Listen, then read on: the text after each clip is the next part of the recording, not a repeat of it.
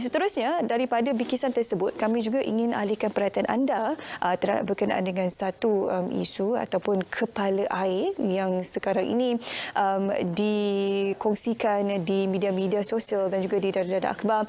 Banyak kejadian kepala air berlaku sekarang ini. Baru-baru ini dilaporkan di Ipoh ada, di Melaka ada. Jadi kita nak kongsi pada anda juga beri kesedaran berkenaan apa itu kepala air ini. Kami bawakan tetamu menerusi panggilan video pada pagi ini, iaitu Dr. Frankie Marcus Atta selaku pensyarah kanan Pusat Kajian Pembangunan Sosial dan Persekitaran Fakulti Sains Sosial dan Kemanusiaan Universiti Kebangsaan Malaysia UKM.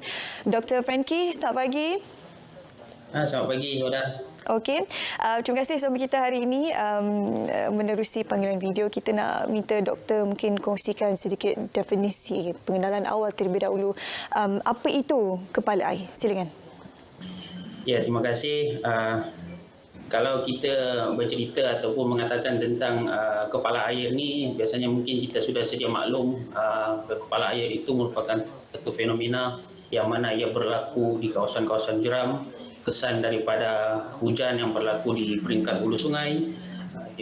Dia membentuk satu luruhan air yang deras, laju dan ganas yang boleh menyebabkan kemusnahan alam sekitar dan juga harta benda yang paling menyedihkan kalau dia turut merangkut nyawa manusia.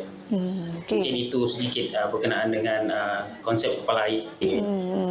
Kiranya mungkin kita boleh juga berikan persamaan dengan empangan yang kita tanah air. Sebabnya sekiranya empangan itu pecah, maka kita akan menerima satu laruan air yang begitu laju sekali sehingga boleh memusnahkan apa sahaja yang berada di depan. Itulah perbandingan je. Cumanya kepala air ini berlaku di kawasan hutan lah. Dan bila ada hutan ni, kita cerita ada pokok. Kalau empangan, kita boleh nampak air itu jatuh daripada jauh. Kita boleh bersedia, Dr. Frankie, daripada jauh untuk bergerak dan mengelakkan sebarang masalah ataupun kematian. Tapi ini kepala air ini berlaku di hutan. Kita tak nampak ia dilindungi dengan pokok yang begitu tebal sekali. Maklumlah hutan tropika, kita dipenuhi dengan pokok yang begitu tinggi. Daunnya banyak sekali. Jadi bagaimana untuk kita mengenal pasti, contohnya kita berkelah ataupun berekreasi di sungai-sungai bersama ahli keluarga, bagaimana untuk mengetahui apakah antara tanda-tanda awal sekiranya kepala air bakal berlaku di kawasan tersebut? Okey, Saudara, terima kasih.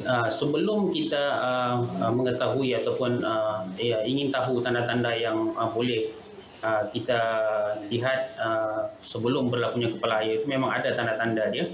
Tapi ada lebih baik kalau kita lihat kenapa kepala air itu mudah berlaku, khususnya di kawasan-kawasan hutan. Kadang-kadang kita memang betul, saya akui kita susah nak jangka berkaitan dengan kejadian kepala air ni. Sebab itu dari segi kajiannya pun kita masih lagi mencari-cari bagaimana nak mengkaji secara saintifik berkenaan dengan isu kepala air ni.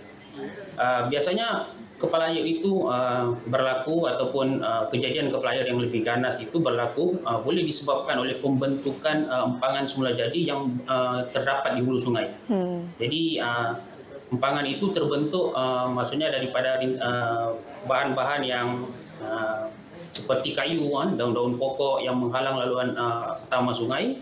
Kemudian dia membentuk satu kolam ataupun kita sebut dengan mudah itu empangan semula jadi.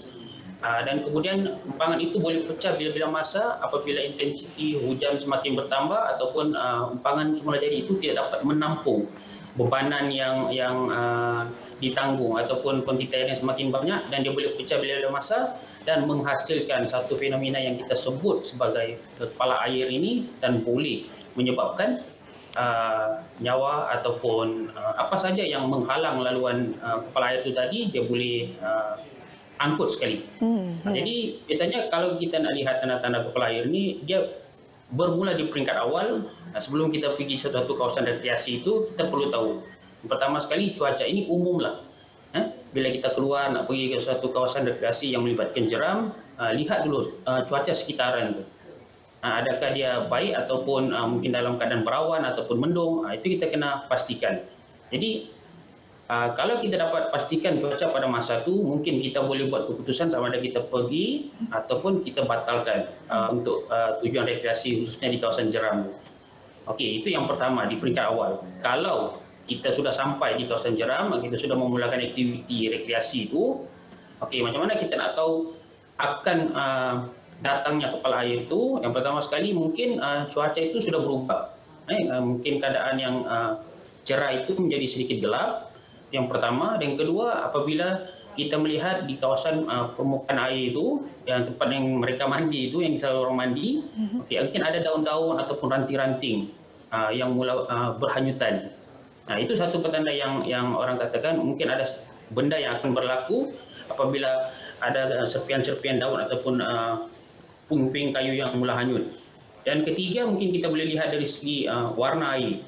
Dari yang jernih, kemudian mungkin dia bertukar sama ada menjadi keruh ataupun kehitam-hitaman. Itu juga menjadi salah satu orang kata indikasi untuk kita kenal pasti akan berlakunya kepala air. Cuma kita tak tahu volumenya sama ada kuat ataupun tidak. Tapi mungkin pengunjung ataupun pelancong-pelancong yang datang itu dia boleh berwaspadalah. Okey, selepas tu bila berlakunya benda-benda ni semua, apa yang perlu kita buat ataupun pengunjung buat, sedia dan jauhi tempat tersebut. Ya, mungkin itu dulu, Suara. Okey. Bersedia dan jauh. Mungkin sekurang-kurangnya apabila air itu turun dengan deras, kita mempunyai masa yang lebih panjang sikit untuk keluar daripada kawasan tersebut. Sekiranya mendapat simptom seperti kayu ataupun ranting-ranting, daun yang tiba-tiba ada banyak di sekitar kawasan anda mandi kan. Itulah saya juga terbaca di media sosial, itu adalah antara simptom untuk kita, petanda-petanda awal untuk kita mengetahui sekiranya kepala air bakal berlaku. Cuma Dr. Frankie, ialah tadi Dr. Frankie ada menjelaskan kepala air ini berlaku disebabkan oleh mungkin antara faktornya empangan semula jadi yang berlaku di hulu sungai dan sebagainya. Dan air yang bertakun itu disebabkan oleh tadahan hujan yang turun secara semula jadi. Dan bila kita cakap dengan hujan ini, selalunya kita kaitkan dengan mungkin musim tengkujuh yang mempunyai kebarangkalian lebih tinggi untuk berlakunya kepala air kerana tadahan hujan yang semakin tinggi disebabkan hujan yang turun dan disebabkan oleh musim tengkujuh sebutlah. Tapi sekarang ini Met Malaysia mengeluarkan amaran, kita sekarang mengalami proses peralihan monsun timur barat barat daya. Jadi banyak hujannya sudah kurang, cuaca akan jadi lagi panas, tapi kebelakangan ini media melaporkan kejadian kepala air begitu banyak sekali. Jadi bagaimana untuk kita mentafsirkan situasi ini? Hujannya kurang tapi kepala air banyak. Okey, baik, terima kasih. Ini satu orang kata pernyataan yang sangat menarik. Apabila kita tidak terlalu memahami apa yang berlaku pada masa sekarang ini, khususnya di Malaysia, yang pertama sekali kita kena ambil tahu berkenaan dengan fenomena perubahan iklim secara global. Itu memang wujud dan kita merasai di negara Malaysia khususnya. Dan yang kedua, berkaitan dengan fenomena juga semula jadi, iaitu yang disebut sebagai bayu laut. Bayu laut, walaupun kita sekarang ni betul kita masuk dalam musim monsun barat daya yang bermula pada Mei dan sehingga September. Jadi apa yang berlaku pada monsun barat daya ni sebenarnya? Kita akan menerima hujan yang sedikit.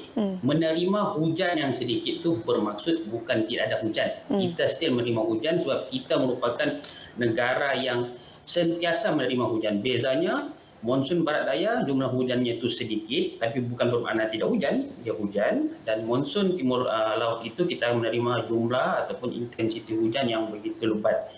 So apa yang berlaku ataupun kesan daripada fenomena semula jadi bayu laut ini, kalau boleh saya perincikan sedikit konsepnya. Kalau kita lihat, bayu laut ini berlaku disebabkan ketumpatan udara di kawasan laut itu terlalu tinggi, dan kemudian di kawasan darat itu ketumpatan udara dia rendah lah. Jadi pergerakan ketumpatan udara yang tinggi itu dari laut dia datang ke darat. So pertembungan antara ketumpatan yang tinggi dan juga rendah di darat ini, dia mudah membentuk awan yang boleh menghasilkan hujan. Iaitu awan cumulonimbus. Jadi dia berlaku di mana? Dia akan berlaku di kawasan-kawasan bukit ataupun kawasan-kawasan tanah tinggi. Jadi sebab itu musim monsun barat daya ini sebenarnya lagi berisiko, ataupun kejadian kepala air mungkin akan mudah berlaku berbanding dengan monsun timur laut. Kita dah tahu memang hujan dan puncak kepala air itu adalah hujan. Mungkin itu dulu, Saudara. Okey. Yalah, ramai yang tidak punya kesedaran berkenaan dengan bayu laut ini. Sebenarnya di kawasan pegunungan menerima hujan yang lebih tinggi jika dibandingkan dengan darat, walaupun dikatakan ataupun diramalkan kita akan mengalami ataupun menerima tabur hujan sedikit berkurangan jika dibandingkan dengan musim timur laut.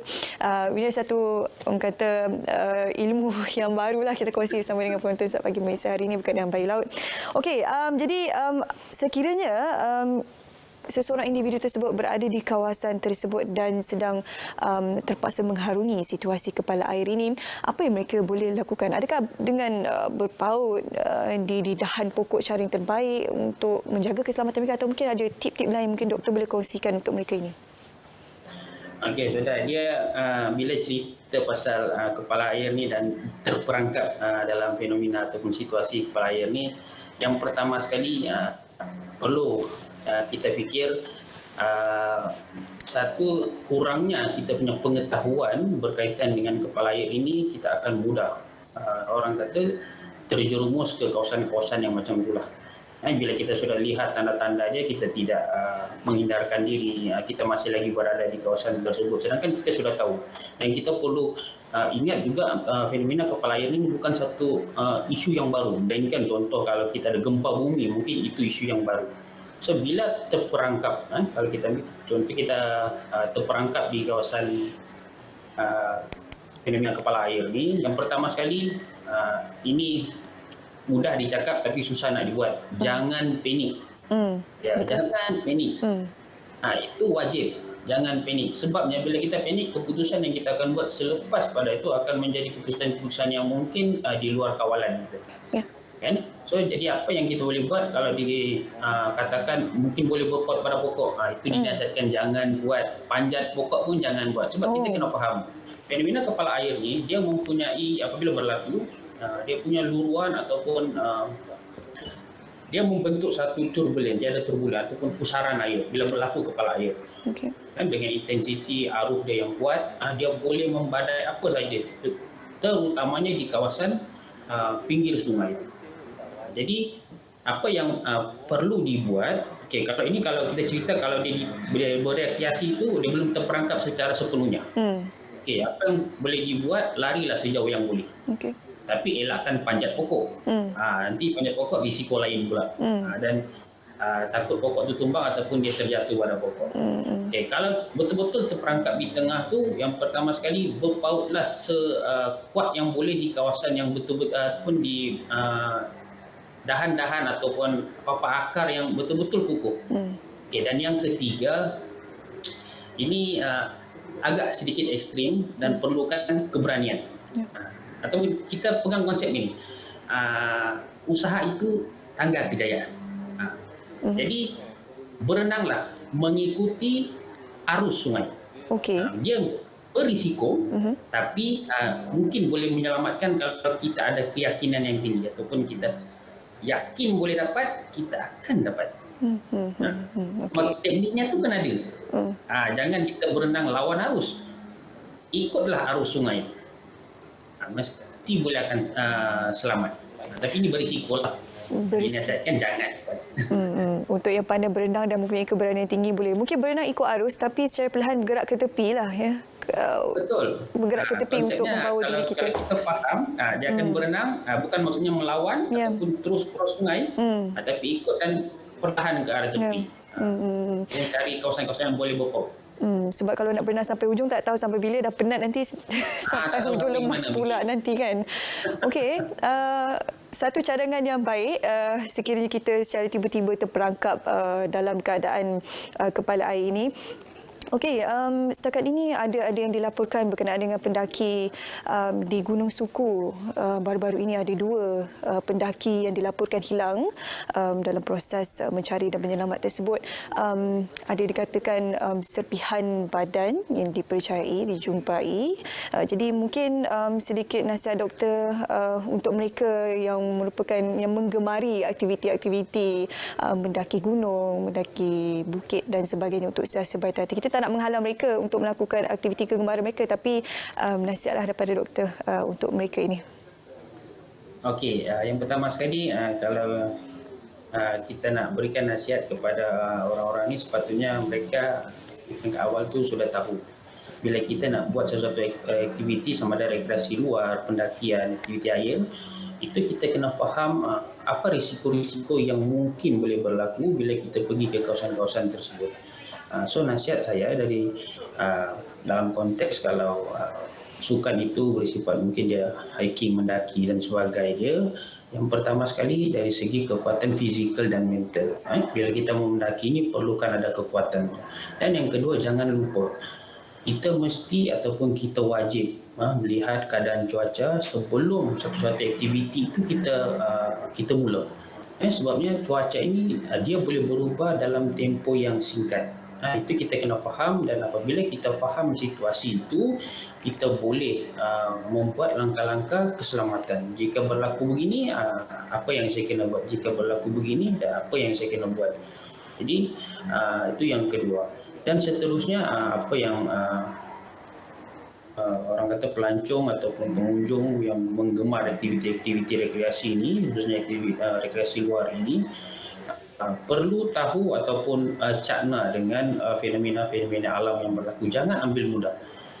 Bila kita ambil mudah ini, kita mudah untuk orang kata berdepan ataupun terjerumus dalam kesan daripada bencana alam itu tadi. Perlu tahu, kita perlu memahami konsep-konsep apa yang dipanggil kepala air, apa yang dipanggil orang kata hujan yang datang secara tiba-tiba dan boleh menyebabkan banyak fenomena alam yang khususnya berlaku di kawasan hutan yang kita tidak tahu. Dalam hutan itu apa yang ada dan apa yang boleh berlaku. Okey, jadi itu pentinglah bagi saya untuk mereka yang menggemari aktiviti rekreasi luar dan juga rekreasi air.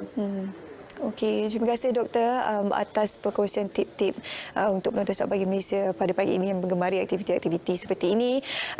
Semoga ia dapat memberi manfaat untuk anda penonton kita pada pagi. Terima kasih Dr. Frankie Marquez Atta sama kita hari ini menerusi panggilan video untuk berkongsi berkenaan fenomena kepala air.